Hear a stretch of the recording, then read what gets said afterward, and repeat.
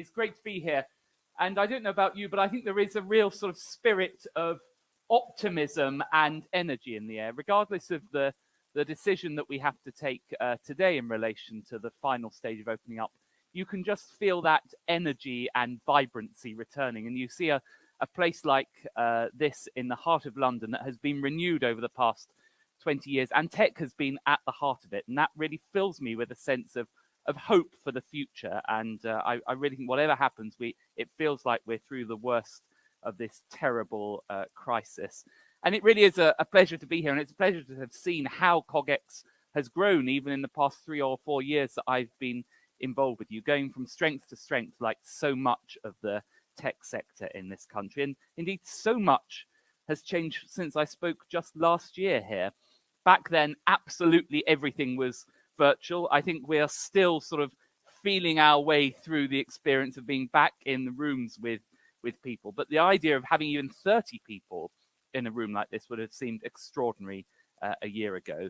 And yet here we are, working our way back to normality, step by step. We can go to the pub, we can go out for dinner with friends, and we can sit in the stadium or attend events like this.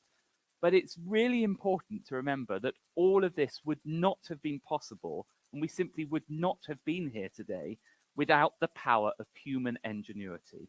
Without bright minds, many of them in this country, who when faced with a completely novel virus that was devastating health systems across the world, turned to science and tech to innovate their way out of this crisis.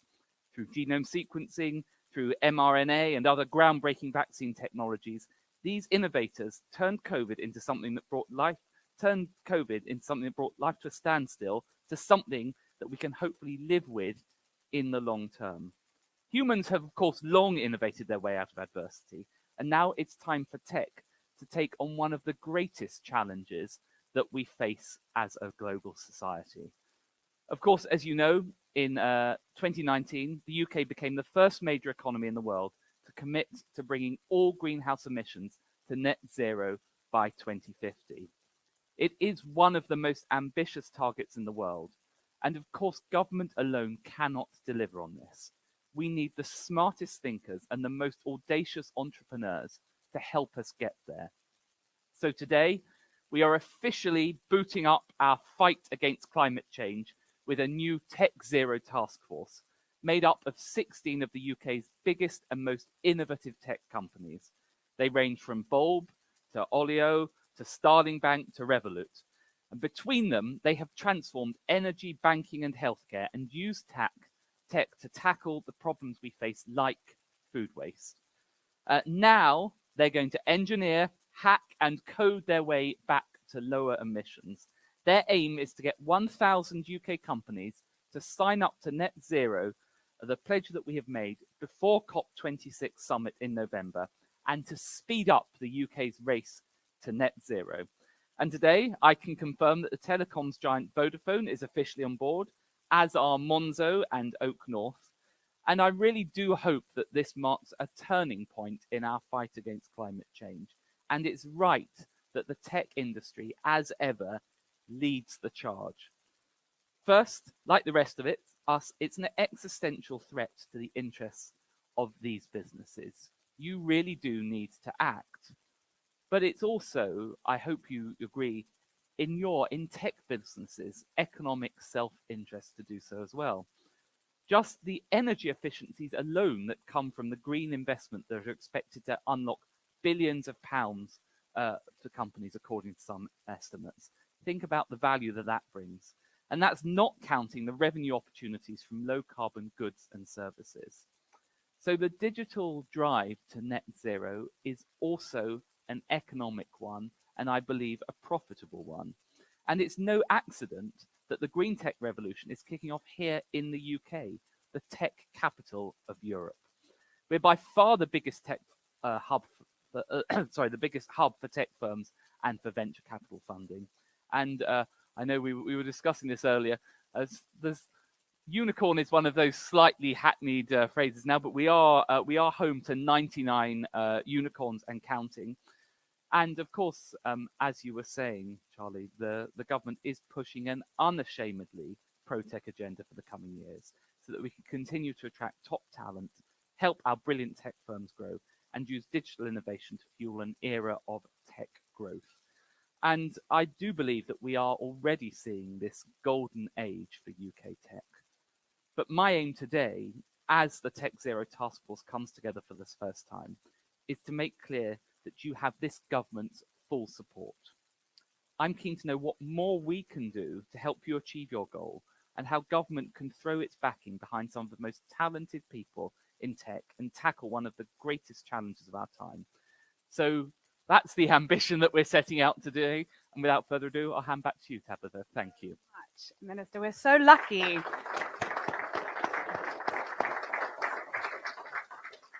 So lucky to have a Secretary of State as pro-tech as you. Thank you so much. And good morning, everybody. Thank you for being here in the room, and those of you at home, or as Ollie said, on the banks of a river. I am Tabitha Goldstaub, the co-founder of CogX, and we are very lucky that Alethea Roos, our new festival director, has taken the reins. We are all in for an absolute treat. As both Charlie and the Secretary of State said, we have a real challenge on our hands. The tech ecosystem is not only trying to recover itself, but help with the recovery, make sure that the benefits are equally distributed, and reach net zero. So we're going to need some brilliant leaders. And across the 3 days, we have many, but I'm really excited that this morning we have some who've actually dedicated themselves to this challenge. So we're going to come to each of them. And we're going to start with Hayden Wood, the co-founder and CEO of green energy company Bulb. Tell us, Hayden, how did this all come about? You're the leader of the task force. We need to know. So we were looking at this about 6 months ago, thinking about what we need to do to hit net zero as a company. I mean, we started working on that about, well, when the company was founded in 2015. But in conversations that I was having with lots of other founders of high growth companies, this was a new problem that people were beginning to look at for the first time. And because we were all approaching it for the first time, we just thought that we might get together, help each other out, share tools, tips, and then that snowballed into trying to build this movement, right? And getting other companies involved, creating a pledge and a toolkit and things like that. So it really came out of necessity, I guess, in answer to the question. Teamwork makes the dream work. What's different about tech companies per se to other companies that have actually already created their own groups to do this? Well, I think there's probably two things that stand out. The first is that many of us are all growing extremely quickly, and which is really hard. I mean, it's a nice problem to have, but it does lead to some chaos, I guess. Sorry, probably fair to say that. And then I think the second thing that's quite interesting is that as tech companies, we use technology, but we apply that technology to all sorts of different industries. And so actually there's a lot of sort of diversity in how, in the different markets that we operate in. And so that, again, makes this quite challenging. There is no single template that we can all use to measure and lower our emissions. And so coping with that complexity is another shared. Definitely. And Tessa, Clarke, OLIO's #1 and my favorite food sharing app. What role does tech have to actually play in helping get to net zero? Well, you won't be surprised to hear that I think technology has an absolutely critical role to play. If we just take the industry that I'm in, the food industry, it is responsible for a full quarter of global greenhouse gas emissions. And we're seeing technology innovations take place at every step of the supply chain, from farm to fork. So we've got precision in agriculture, robotics, AI, cultured meat, vertical farming up at the top end of the supply chain. And then down at the consumer end, we've got apps that exist to prevent food waste, technology that's helping customers understand perhaps when their food is and isn't going off. So technology absolutely can, and I hope will, save us. But there are 3 essential preconditions for that to be our eventuality. The first is that we've absolutely got to reinvent our economic models. We have to move from the linear, extractive, growth-obsessed economic model to a much more circular and sustainable economy. The second is we need government's support, and it's wonderful to hear that it sounds like we've got that around investment and around incentives. And that's a big part of what the task force is doing. It's a lot more than just setting targets. It's actually working very collaboratively to secure that investment incentives. And then the third thing is we need widespread behavior change. Technology is only as good as the behavior change that goes along with it, which means that each and every one of us has a role to play. Yeah. And how close are OLIO to achieving your goals? Well, I must confess, we were thrilled to be invited to join this task force, but we had never actually measured our carbon emissions. So it kicked off a pretty frantic process internally, but actually it was a great experience to go through because there are thousands and thousands of small organizations that all have to be part of this fight. And like me, they were probably Googling scope 1, 2, and 3 emissions, trying to figure out what it means. But thanks to the support of the task force, and we've also built out a toolkit to take organizations such as us on this journey, we've been through actually a relatively pain-free process of measuring our carbon emissions. And we've discovered that our carbon emissions just offset 4% of the carbon we're saving. So we are 96% carbon negative, which is absolutely amazing. We're really, really thrilled with that. Congratulations, but also thank you for admitting that you hadn't first, because anyone out there, you now know that it's okay. Honesty is the best policy. You've got to start somewhere. Yeah. On to Gerard Grech, the ecosystem's greatest supporter. Gerard's the CEO of Tech Nation. You're aiming to sign up 100 more companies before COP26. How are you tackling this challenge? More than that, much more than that.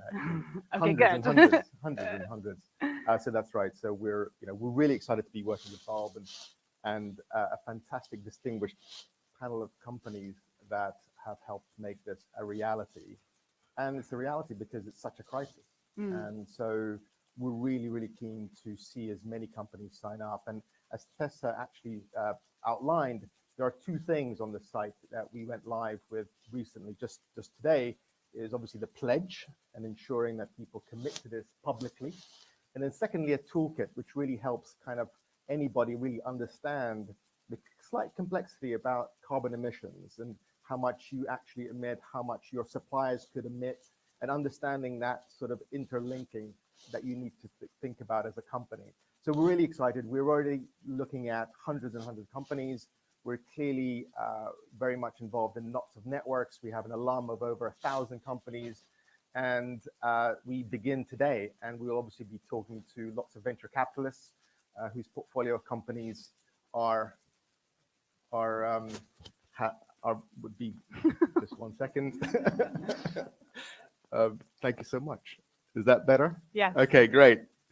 So just to say that obviously we obviously run a number of programs where we bring a number of companies together, and we have an alum network of over 1,000 companies who would be very excited to see themselves sign up to this. And also venture capitalists, as the Secretary of State outlined, the UK accounted for over 36% of all European investment in technology. And we see all sorts of great companies coming together. And what we noticed is that we want to make sure that the venture capitalists who back these companies, encourage them to actually do more than just do what they're doing right now for the sake of this climate crisis that we need to all solve together. Makes sense. And apt to move back to the Secretary of State and ask, what's the government doing to help these hundreds and hundreds of companies that the team are signing up? Well, look, first of all, I'm really grateful to all of you for engaging with this. And I think it's only appropriate that tech should be leading the charge in addressing this.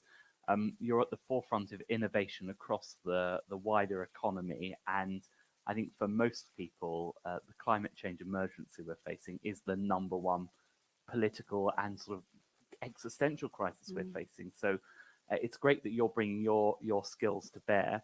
We're setting out the framework with things like the net zero target by 2050. Our big focus between now and September is building that international consensus, because clearly the UK only accounts for a relatively small amount of global emissions, through the COP26 summit in Glasgow in November, to see if we can see a further step change.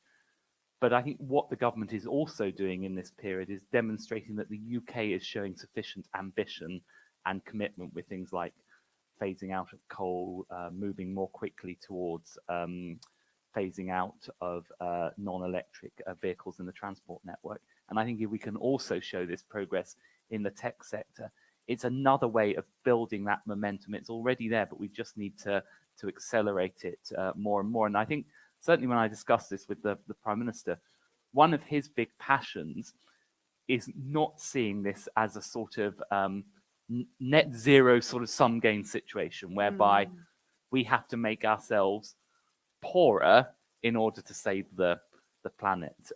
We should be harnessing the power of tech, just as you were saying, Tessa, to think differently about how we do things in a way that improves outcomes for people and is more sustainable at the same time. Totally. And you talk globally, so good time for us to come to the man who's thankfully made direct debits a little bit simpler. Hiroki Takeuchi, the CEO and co-founder of GoCardless.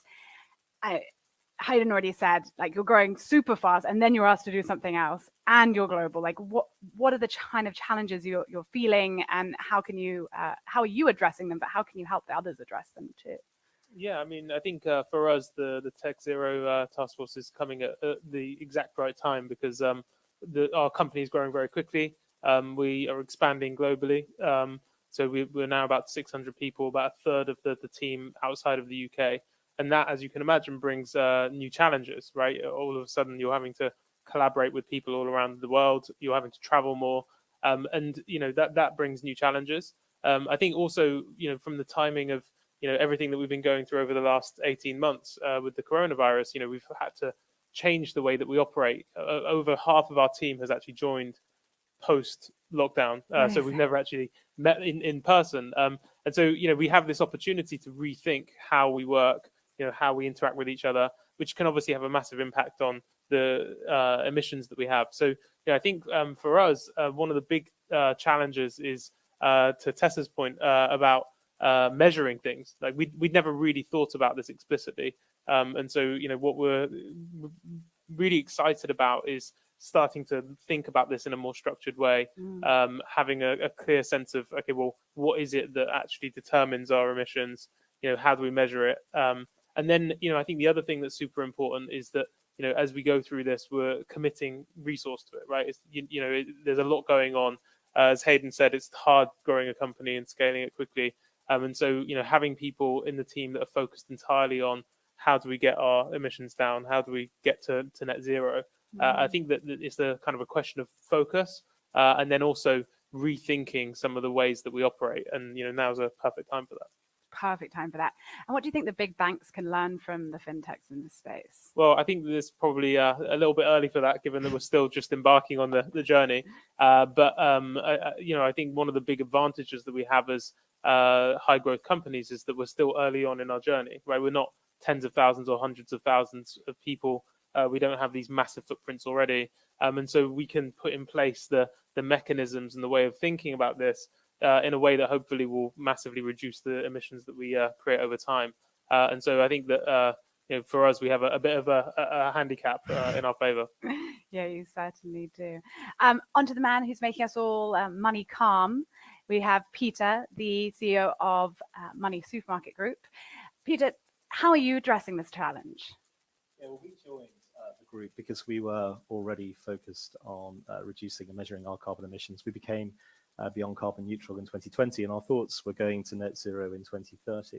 So the opportunity to join up with a group of high growth tech businesses was a really exciting opportunity for Moneysupermarket Group, because we thought we'd just have a tremendous amount to learn and hopefully share with that community, and it would only act to accelerate our aspirations. And with Tech Nation and the government supporting the community as well, it just felt like a very powerful group of businesses who can probably create genuine change here. Yeah, you definitely can. And you've also got the consumers in trying to take them along on this journey. What are the things you're doing to help with that, the millions that use your app? Very much so. So obviously Moneysupermarket is all about helping consumers save money across our range of brands. But what you're seeing hand in hand is consumers want to save money on environmentally responsible outcomes. And I think it's up to businesses like ourselves to actually make that very easy for customers, much easier to customers to actually find the sorts of solutions they want today. So whether that's kind of finding the best renewable deal, or money saving expert does top tips in terms of wanting a greener lifestyle or recycling your mobile through some of our B2B businesses that we have.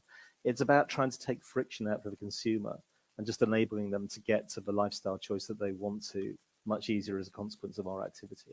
Makes sense. And Hayden, for those of you in the audience and those at home, how can people get involved if they've been inspired? Great question. Very simply, go onto a search engine of your choice and type in Tech Zero Taskforce. There's a web page hosted on the Tech Nation website, and you can find out all about the toolkit, what we're doing, and sign up if you're interested. Yeah, I love it. Tessa, how many of your friends have you signed up yet? Many are in the waiting, ready for the page. Are they? to be live, yeah. Gerard, which are the ones you're most excited about that are getting ready today? Well, actually, I mean, from the net zero point of view, we're seeing some amazing companies. Connected Curb, I don't know if you've heard of them. They're actually connecting the street, the cars. There's a company doing vertical farming that OLIO was, that Tessa was speaking about. Let Us Grow in Bristol. I mean, there's some amazing companies doing amazing stuff, and we want to just make sure that they have a platform for this sort of thing. Yeah, well, we're very grateful, and I hear that you're all off to spread the word now as you go out. Thank you so much, Tech Zero, and all of our leaders here today. I will see you all soon. Please do sign up to the Tech Net Zero Pledge. Thank you.